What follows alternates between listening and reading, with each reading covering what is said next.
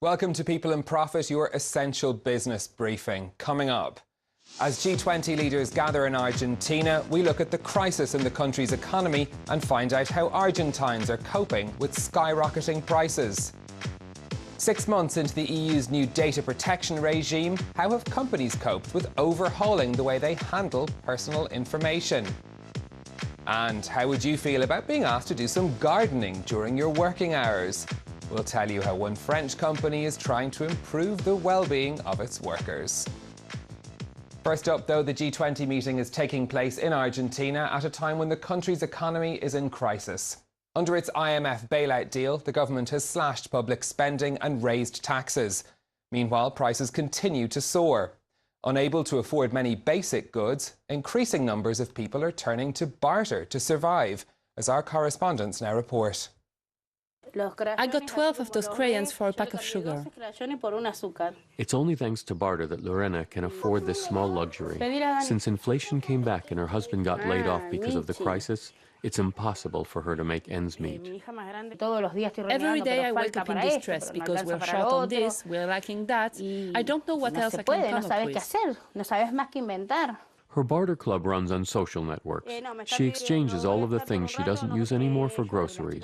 Today, old crib bedding. Before I would have given them to my great-nephew, for instance, but today I must think about our needs first. Twice a week, around 60 women gather on the square to make the exchange they previously planned on through social networks. A lot of them cannot shop at the supermarket anymore. They stock up almost exclusively from these clubs. Here you can get food, but also clothes, diapers. Since I started bartering, I only dress my children from here. Lorena's appointment just arrived. A package of flour changes hands. There, I gave you an extra sheet. The specter of the 2001 crisis floats above them. Everyone remembers it with anxiety and dreads going back. At that time, I even bartered my cutlery. We were left without plates. Can you imagine? Argentina is stronger now and unemployment not as high as it was then. But all of the economic indicators are in red, and the need to go back to bartering is a disturbing one. Every day there are more people asking me to enter the club. What does it mean? That we are a little bit worse every day. Otherwise there would be no need for these clubs. In every neighborhood, new clubs appear every week. A few miles away from the G20 summit, the real nation sinks into crisis. So that's the feeling on the streets, but what do the figures say about Argentina's economy? Kate Moody's been looking at the numbers. Kate. Stephen, 2 years after emerging from recession, Latin America's third biggest economy began shrinking again in 2018. The International Monetary Fund predicts GDP will contract 2.8% this year and 1.7% next.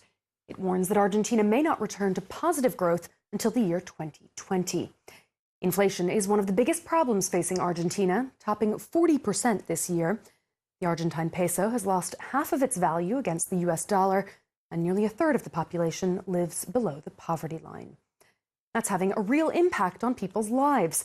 In a country known for its carnivorous diets, butchers say that fewer people are now buying beef. Meat packers are increasingly reliant on exports to Russia and China rather than on domestic demand. Meat prices in September were almost 40% higher than a year earlier, while an association of bakers said consumption of bread had dropped by nearly as much, a sign that staples are now becoming luxuries. Now, hanging over the already bleak picture is a $56 billion loan from the IMF. In return, the government must cut spending and raise taxes. But because the peso is so weak, investors are concerned about whether Buenos Aires will be able to repay its debt. The IMF is deeply unpopular in Argentina. It was blamed for worsening the country's economic crisis in 2001.